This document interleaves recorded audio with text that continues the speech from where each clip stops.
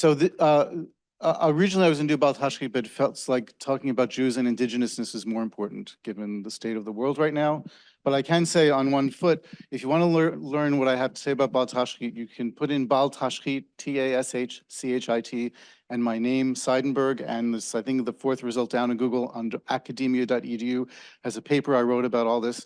But on one foot, the problem with Bal Tashchit is it says that you're not allowed to destroy things, but it says if you can make money doing it, it doesn't count as destroying, which means that it is, as an environmental law, completely worthless. Don't tell that to everyone, simply everyone in the Jewish environmental movement who thinks it's our saving grace, because it just isn't. But it's the kind of thing that Jewish law needs to be updated to live in the modern world where people can make money from all kinds of awful things that they do. Yeah. So that's that subject. This subject, are Jews indigenous? Well, obviously, the war in Gaza and the fierce debates over Zionism and anti-Zionism are things that are on my mind when I want to talk about that subject. But it's really a subject that's critical to and core to the Torah itself, because the Torah has a lot of rituals that appear to be very explicitly indigenous, land-based, specific to that ecosystem alone. But the Torah keeps telling us that we're not indigenous. So that's a confusing question. Or a confusing point, I should say, a question that it raises. Why, if Judaism is indigenous, and by all signs it is indigenous, does the Torah tell us that the Jewish people are not indigenous? What's the lesson that's being taught there? So there's two aspects of this presentation to think about. One is what makes Judaism appear to be indigenous. That's number one. And in my description, I said I would go over the calendar, among other things, in order to make sure everyone has a clear vision of what that means. What does it mean to say Judaism is indigenous to the land of Canaan? And the second point is if that is true, then why does the Torah want us not to think of ourselves as indigenous?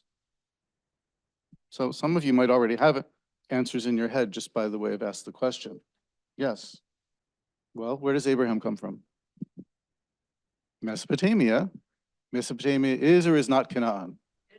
It's not Canaan. No, it's quite a journey, actually. You have to go all the way through the Lebanon and anti-Lebanon mountains and then down south. I've been struck in the past when reading the Torah at the various places where it says that other peoples had been in this land and, they polluted the land with their, abominations or whatever, and the land spewed them out, or that God sentenced them to be out of the land. And so and the Israelite people were another people who were coming into the land to try to see if they could live up to the standards, and maybe they would be, the land wouldn't spew them out, or God wouldn't send them out into exile. Mm-hmm. And that combined with God saying that you are but sojourners on the earth, the land belongs to me. Belongs to my whole top. Oh, I'm sorry. Well, but it's troubling that the Torah shows a picture of us coming into the land and taking it over by force and killing people and forcing people. Let's set that from that. Okay, so set that aside.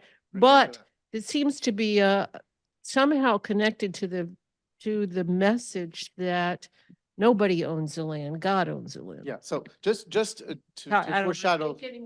Oh, no, that's good. Just to foreshadow, does anyone else want to say something? Just to foreshadow, there is no evidence that there was ever a conquest. The whole Joshua cycle of stories, which includes several acts of genocide, right, does not appear to be historically something that happened. So, okay, so big picture, the Torah says we're not indigenous. Abraham comes from Mesopotamia. All of Jacob's children are born in Padan Aram, which is to the west of Jordan, and to the east of Jordan, not Canaan, except Benjamin. Benjamin's the only one who's born in Canaan. The people form as a nation in Egypt under slavery. They become a nation at Sinai after leaving slavery. That's entirely in the wilderness. So they become a nation not in Canaan, The people that are their progenitors do not come from Canaan. When Isaac needs a wife, Abraham specifically sends his servant Eliezer Dameshek to Padan Aram, back to where he came from to get a wife. And the instruction the servant is given is he may not take a wife from the people of the land.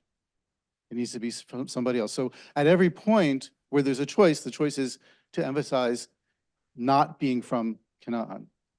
So that's one thing. However, all the rituals are exactly related to the ecosystem of Canaan. So now let's go over the calendar and just kind of get that picture in mind first. So if you know the Jewish calendar, you know that it has 4 New Years. Who knows that already? Yeah. So, like, you know, if you're around people who talk about Mishnah, then you know that it has 4 New Years. But if you don't know it, now you know it. Now you know it. So the 4 New Years are what we think of as New Year, Rosh Hashanah in the fall, which is understood to be the New Year for the creation of the world and the creation of the human species. And then in Passover, the month of Nisan, the spring, is the New Year for the Jewish people. And then in Tu B'Shvat, 2 months before Passover, is the New Year for the trees. And then 1 month before Rosh Hashanah is Elul, the beginning of Elul, which is considered the New Year for the animals. So those are our 4 New Years, right? How they map on to the agricultural and ecological cycle of Canaan is critical. So Rosh Hashanah Yom Kippur are actually preparation for Sukkot. Sukkot is when you live in booths covered with leaves, and you're supposed to eat all the time in the sukkah, not in your house. And people have the custom also of sleeping in the sukkah. It's a beautiful custom. But all the time of Sukkot, you're praying for rain. You're praying for rain. And Rosh Hashanah and Yom Kippur, which we think of as the most important holidays, are actually holidays that are there to prepare us to pray for rain. Because according to the prophets and according to the Torah, we are praying for the whole world and for its bounty in the holiday of Sukkot. There are 70 sacrifices made during Sukkot, which are thought to correspond to the 70 nations of the world. That is sort of the mythological number for all the nations in the world. 70 means all of them. And so we're preparing Rosh Hashanah Yom Kippur for Sukkot so that we can pray for rain and for the abundance of the earth that's going to happen after it rains. So that's the beginning of the rain season is in Sukkot, but it also happens to be the end of the fruit harvest, which is one of the reasons why people will hang fruit from their Sukkot. So it's the end of the fruit harvest and the beginning of the rain. The rain continues through, what's the next big holiday? Yeah, Passover, Pesach. Conveniently, it begins with a P in Hebrew. Now, Pesach celebrates leaving Egypt, right? But what is its agricultural meaning? Do people know already? Some of you probably do. What happens is the rain feeds the grain. When you get to Passover, the barley grain is ready. So the end of the rain also equals barley harvest. This is not coming out to be a very neat map. Sorry. Barley harvest. So end of rain, barley harvest, Passover. But then from Passover to Shavuot, what's still growing? Do people know? Yes. So this is the wheat growth, the wheat crop.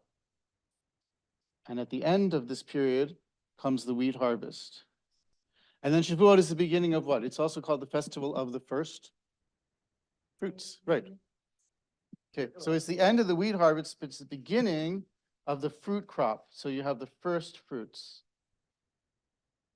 So in the temple, you would bring the first loaves of the wheat harvest would be brought to the temple before anyone else could eat from that wheat harvest.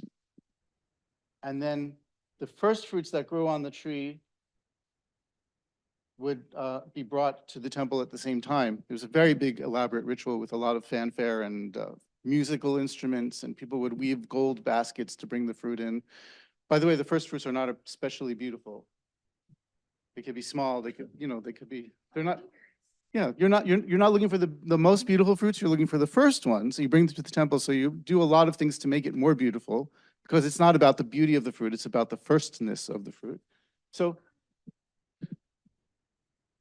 well, you might have beginnings of the grapes, whatever happens to be growing, the almonds would certainly be growing because Tu B'Shvat, which falls about here in the calendar, is when the almonds are blossoming.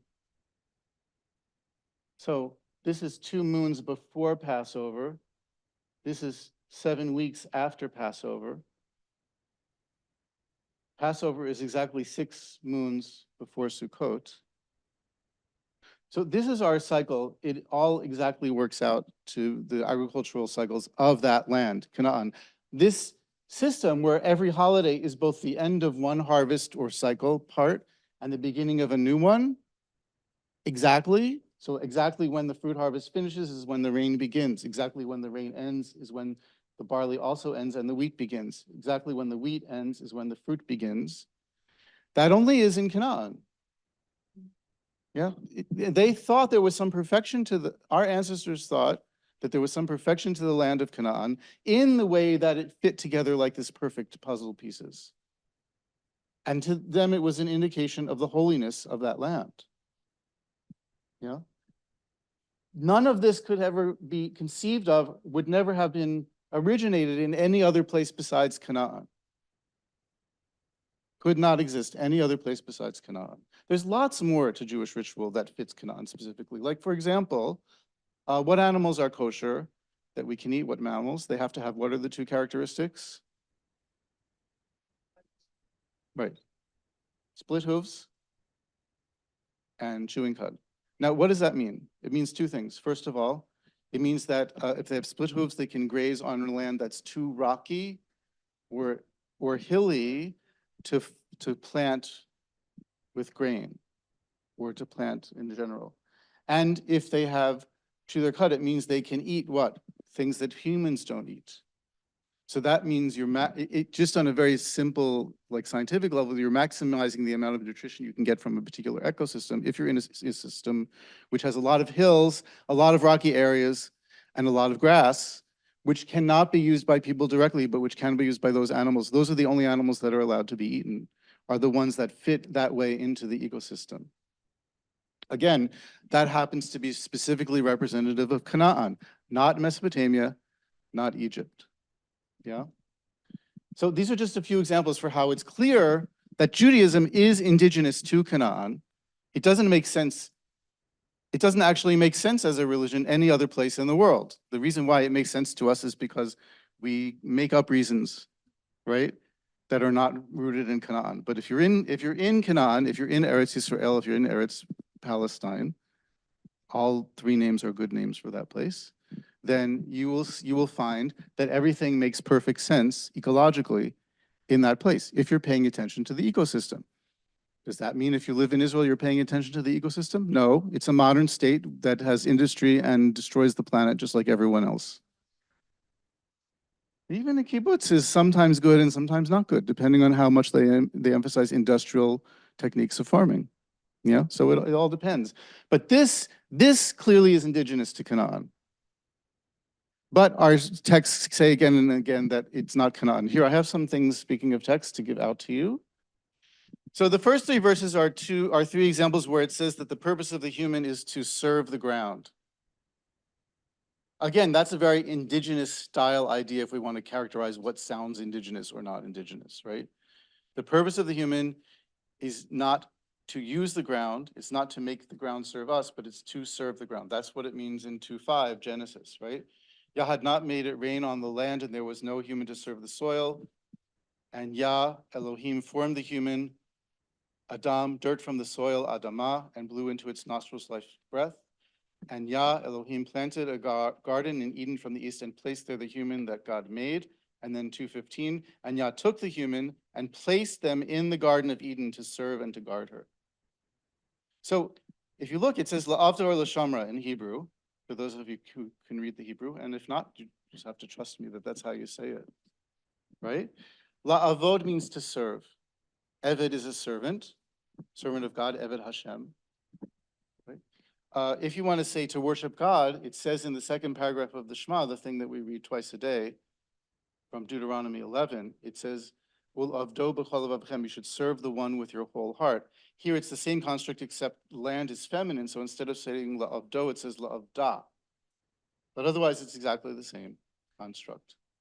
The purpose of the human, it's quite explicit in Genesis 2, and then again in Genesis 3, that the purpose of the human is to serve the ground. And how is it usually translated? God placed the human in the garden to till it, or to work it, to work her and to till her. All the translations that you'll find will imply that the purpose of the ground is to serve us, but that's not what it says in Hebrew. It says that our purpose is for us to serve the ground. So we have indigenous wisdom that has in fact been obfuscated by centuries of mistranslation. Yeah, and where do those mistranslations come from? It comes from a certain Western way of looking at the world, which has been imposed on our tradition and our Bible. And it's not just Christians that did it, Jews did that too, because we were all part of one big Western civilization, which, you know, delusively thought its purpose was to dominate the ground and the earth. Look at the next passage though, number 4 on your sheet here. What did our ancestors think was special about the land? This is an interesting passage. Why don't we have someone else read it so it's not just my voice? Verse 4, I mean, in English, I think. Yeah. For the land, oh, yes. For the land where you are coming to inherit her is not like the land of Egypt, which you came out from, where you sowed your seed and watered with your foot like a green garden. The land where you are passing over to inherit her is a land of hills and valleys. By the rain of the heavens, she drinks water. A land that Yah is seeking after always. The eyes of Yah are upon her from the beginnings of the year until the end of the year. Great. Okay, here's a few questions about this.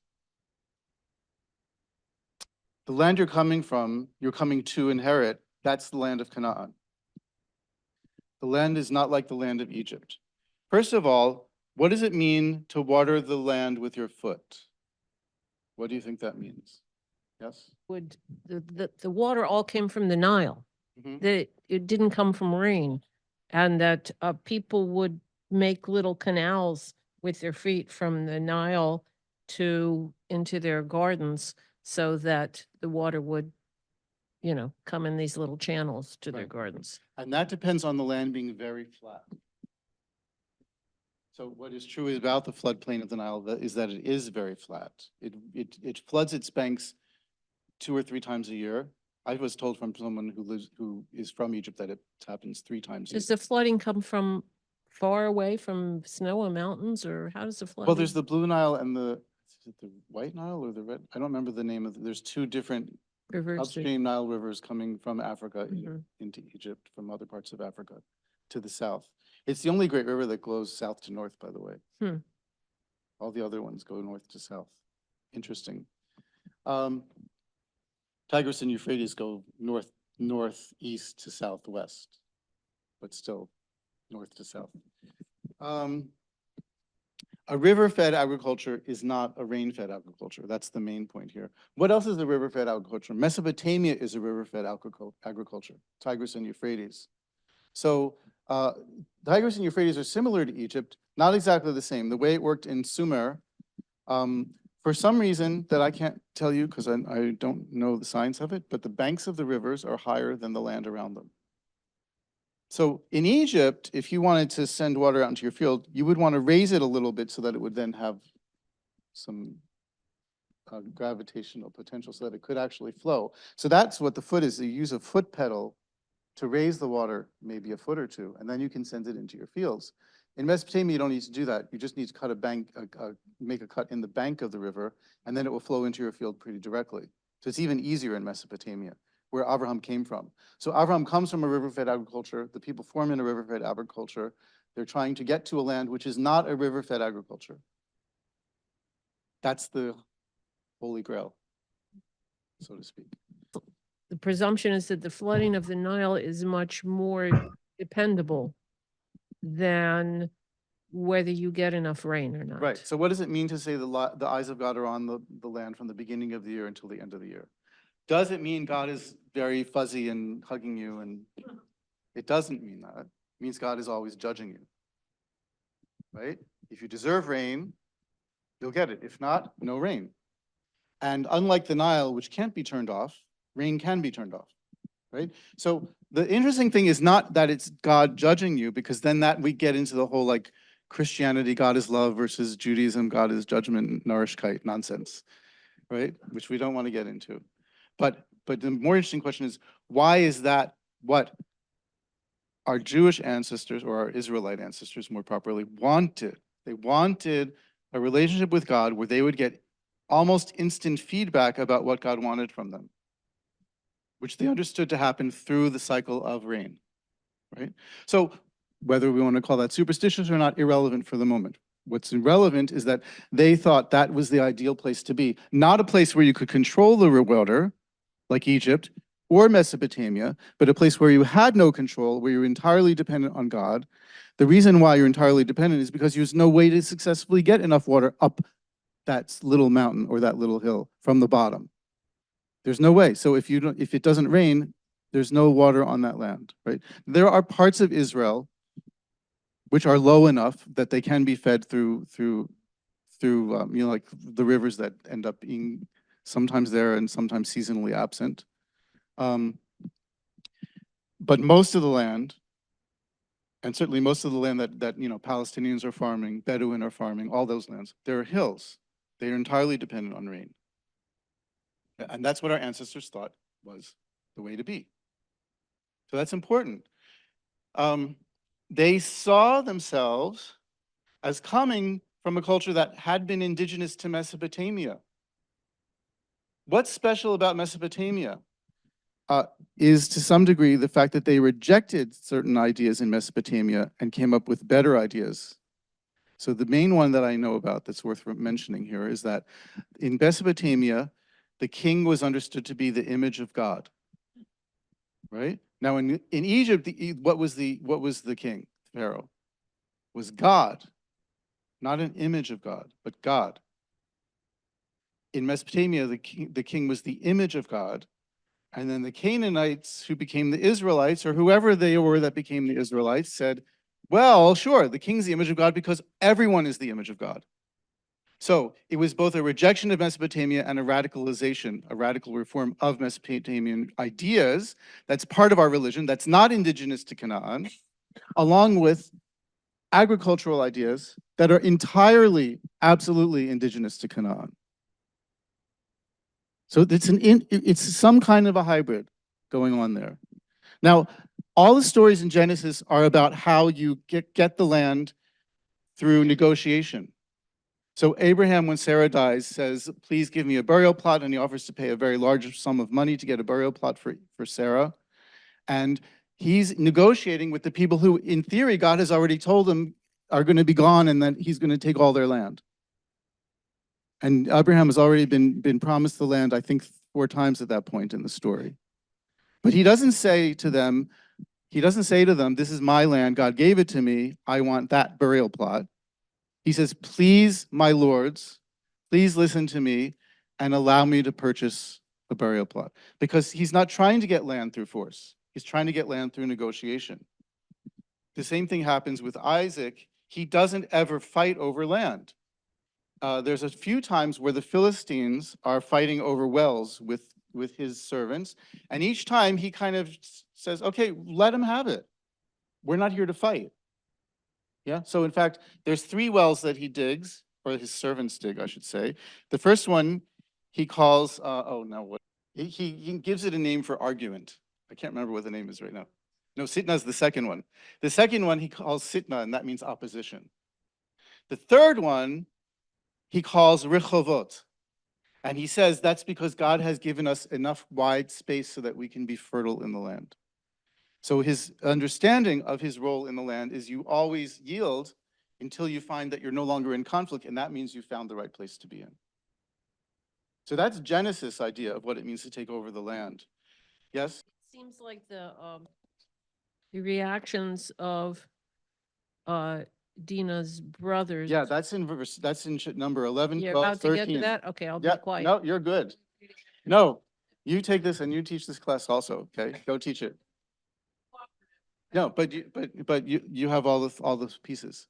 So that's good. And I hope you will do that. 11, 12, 13. We're not going to do all of them inside the text. That is, we're not going to read them aloud because of time. But the story, I'm assuming not everyone is like inside out familiar with the Bible here. There's no reason to assume that. But in chapter 33 of Genesis, Jacob, it says, he came whole, shalem, to a place called Shechem. That's selection 11 there. And he bought a field there for 100 kesitas. That's just a small amount of money. It's like he bought a campsite, basically. And then the next chapter, 34, it says, and Dinah went out to meet the daughters of the land, to see the daughters of the land. And then Shechem, who the city is named after, because it's his father who's head of the city, so he named it after his son. Funny. Or maybe he's named his son after the city. Hard to tell. Either way, Shechem takes Dinah. It's not clear if that is rape or seduction. It's debated in scholarship about what that means. But either way, he now has her captive.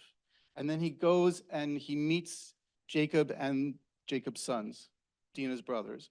And he tries to negotiate that he can marry Dinah, right? And so there's a negotiation, and the brothers say, well, if you all get circumcised, then we can intermarry, and your wealth will be ours, our wealth will be yours, we'll share everything, and it'll be great. So they go back and convince everyone to do that. And then Dinah's two full brothers, because remember there are four mothers here, Rachel, Leah, Bilhah, and Zilpah. Two of Dinah's full brothers go in. On the third day, it says, when they've just all been circumcised, all the men, which means they're convalescing, right? And they kill everyone, all the males, and they take all the females, all the women and the children captive. And it's a horrible story. And after they do this, Jacob reprimands them and says, you've made me stink to the inhabitants of the land, and now anyone will come upon me and kill me. Kind of like what Cain says, actually. He says, they're gonna attack me now. So he doesn't say what you did is wrong.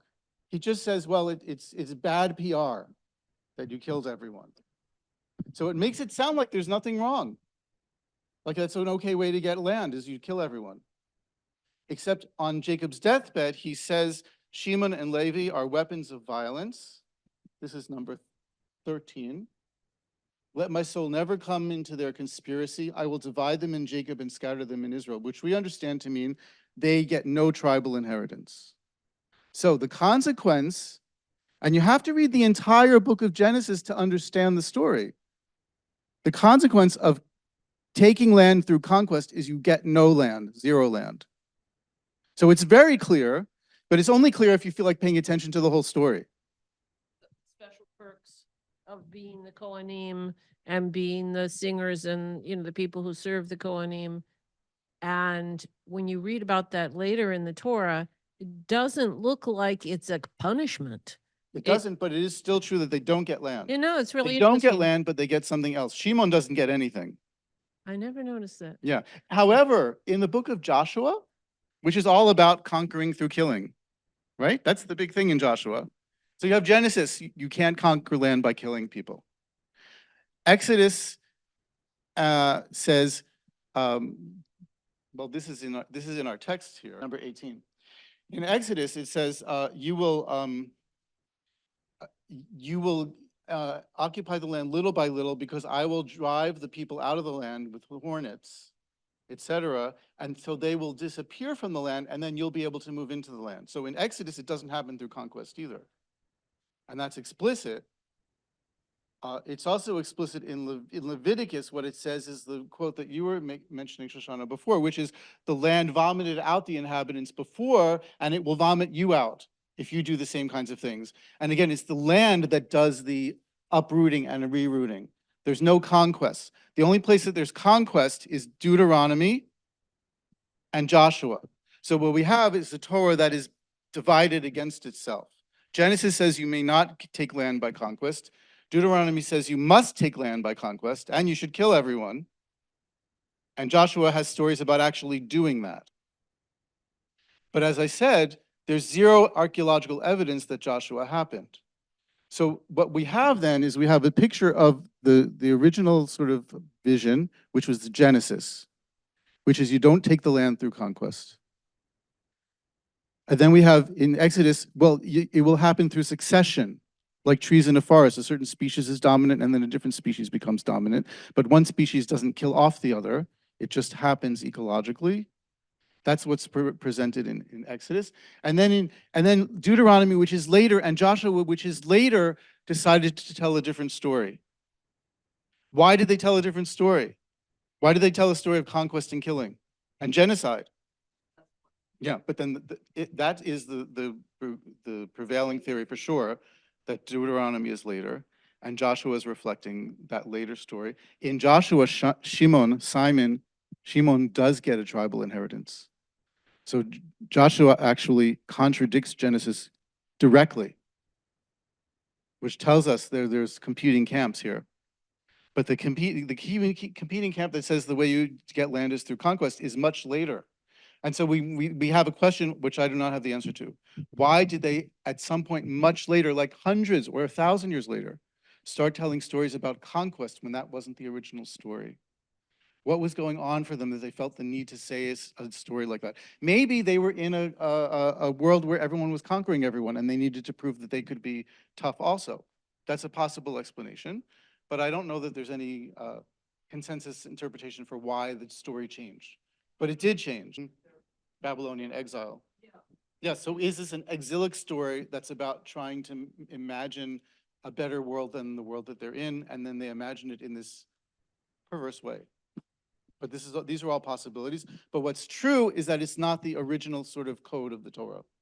Yes. It strikes me that being ashamed of conquest is a modern thing, and that in the ancient time, you wanted to be the strongest army and the strongest, nation that other people were afraid of, or maybe they, like during David's time or the kings after David, they wanted to put the idea in people's heads that that they were going to be victorious and God was on their side. Yeah, you might think that, and for sure that's the kind of story you tell when you're in the middle of conquest.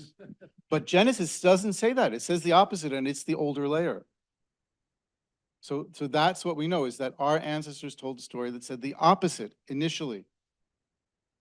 You mean Genesis 1? Yeah. Notice I didn't take any quotes from that part. Yes, so I'm asking you about that. Well, what does it mean to have dominion? No, and especially, how can you have dominion over birds and fish? That's very funny. Nachmanides has an answer for you, and so does Sadia Gaon. Gaon. Precisely the animals that you cannot round up and put in a pen. Nachmanides says, well, you can dam a river. That's like having dominion over fish.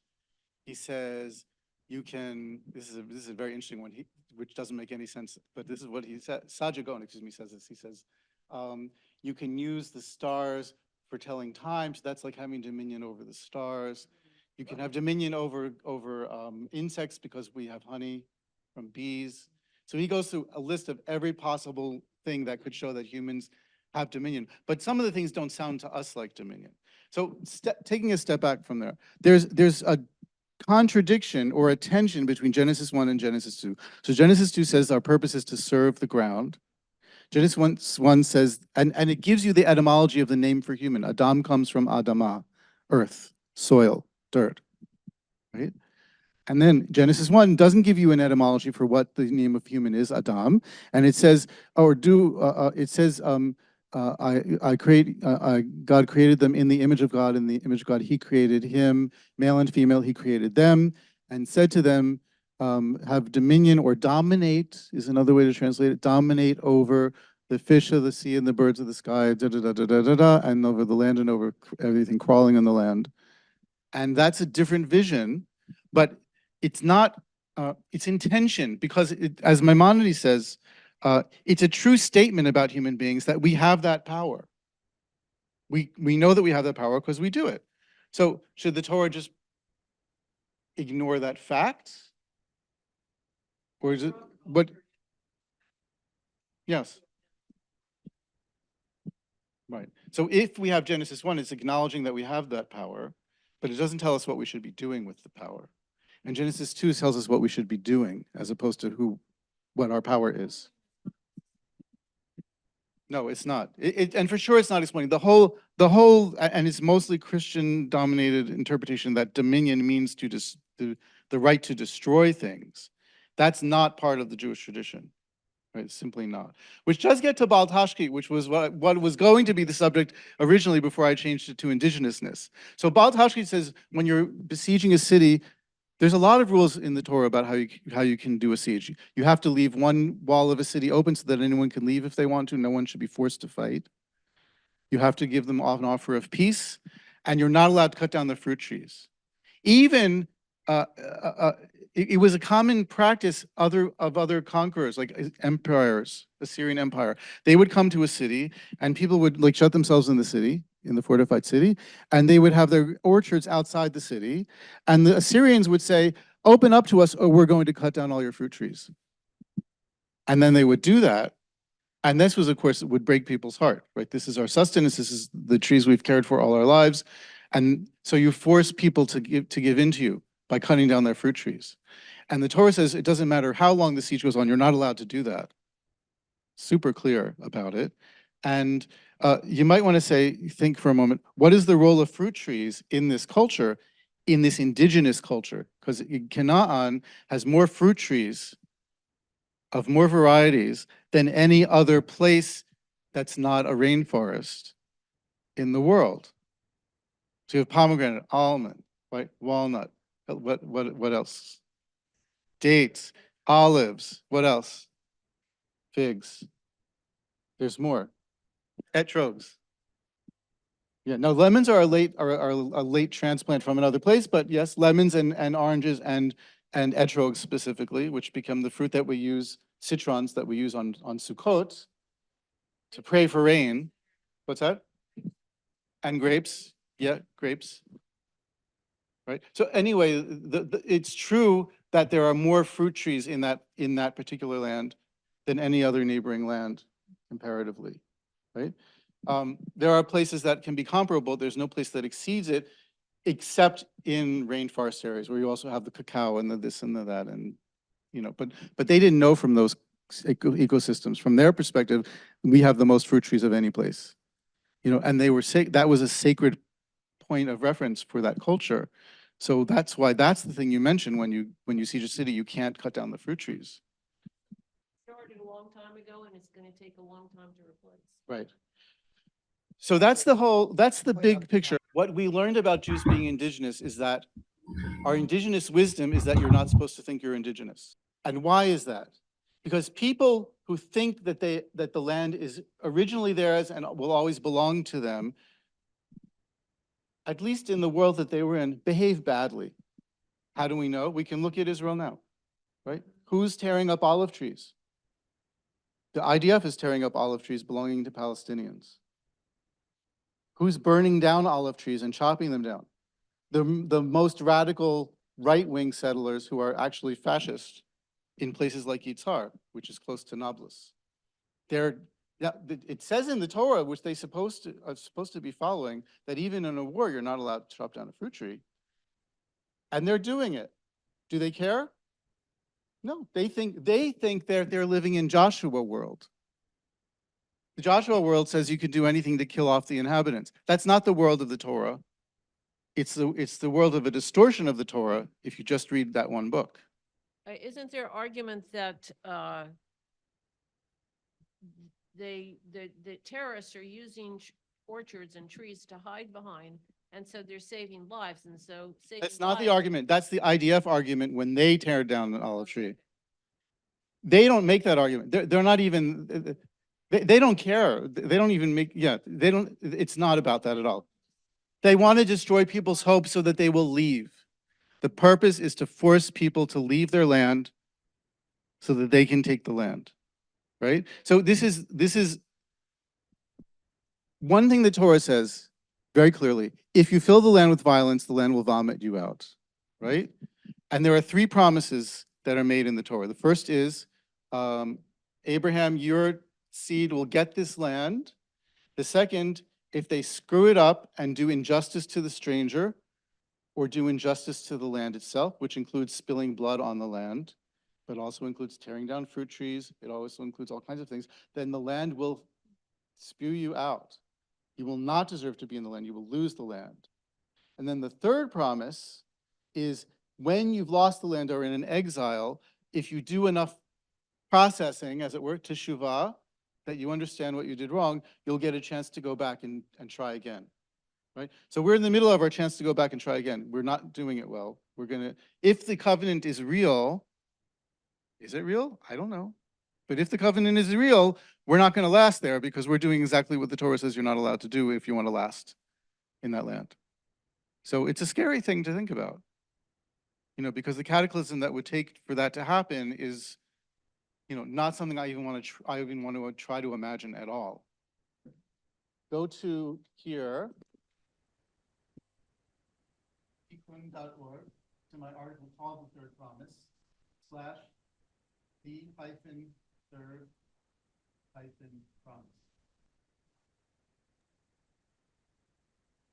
And that this article, by the way, includes a whole dialogue with post-colonial and anti-settler colonialism. Talks about where it could be right and also where it could be wrong. Because it's wrong to think of Jewish people as not having a rightful place in that. It's correct that we should behave like them. We can, and we see that in a lot of the Native American traditions from this continent. Apparently, that was not something they saw in the world that they were living in. Right? And so their solution was to say, no, we're not indigenous. I think so. Yeah, I do think so. There's two things that are the foundation of ethics in the Torah, which are the standard by which you get to stay in the land or not. One is how do you treat the stranger? And it emphasizes again and again, because you are strangers. And the other is how you treat the land. And it emphasizes in Leviticus 25:23, right? What is the exact phrase? It's in here. Ki ha'aretz lo timaker l'tzmitut, ki li ha'aretz ki gerim v'toshavim atem imadi, which is page 2, number 7.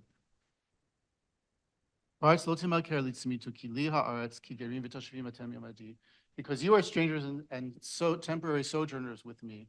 The land is mine, you may not sell it permanently, right? So the foundation of both these principles, that is the way you uphold them, is to understand that you yourself are strangers. You're strangers in the land, Gerim v'toshavim, which is the same way as Abraham describes himself when he's negotiating for Sarah's burial plot. He says, Ani anochi ger v'toshav.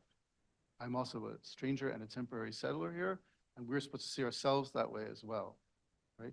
And so the foundation of Torah ethics is dependent on seeing yourself as not indigenous, but rather as a stranger. Yes, it should. Yes, and should be. But the stranger should also be sacred to the stranger. The person who's stranger to you needs to be sacred to you. Yeah, so that, and plus seeing the land as sacred to you.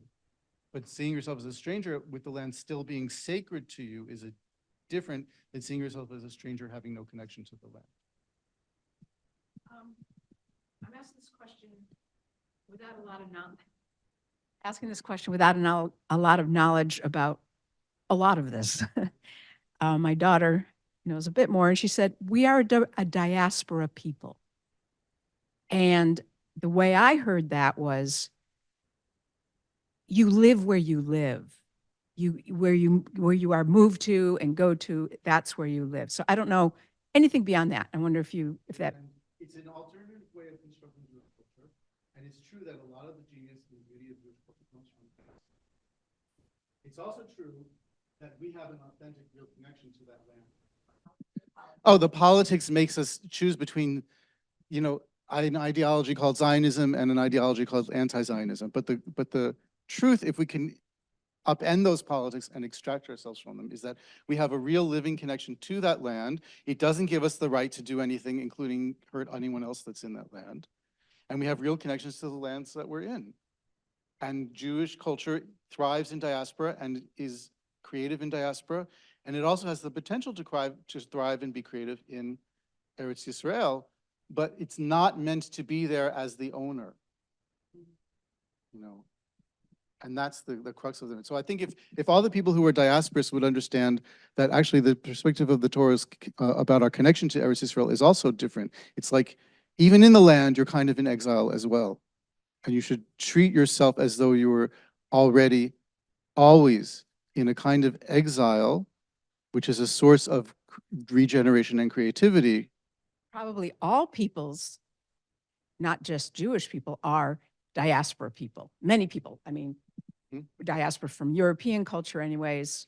You know, there's indigenous peoples in this country. Anyways, it just makes me think about if everyone thought about it as we're all diaspora, we're all just blessed to be on this earth kind of thing, and we don't own it. Yes. Or be in a culture which says we're indigenous and that means we don't own it. Right. Those are the two options. Love it. Mhm. It says we're indigenous, which means we don't own it. Yes, but a number of the Native American cultures in this continent do that, yeah. Not so much the Aztec empires, not the empires as much as the tribes of North America. Yeah. Seems to me that part of the beauty in the past of, and maybe still now, of diaspora Judaism is the longing.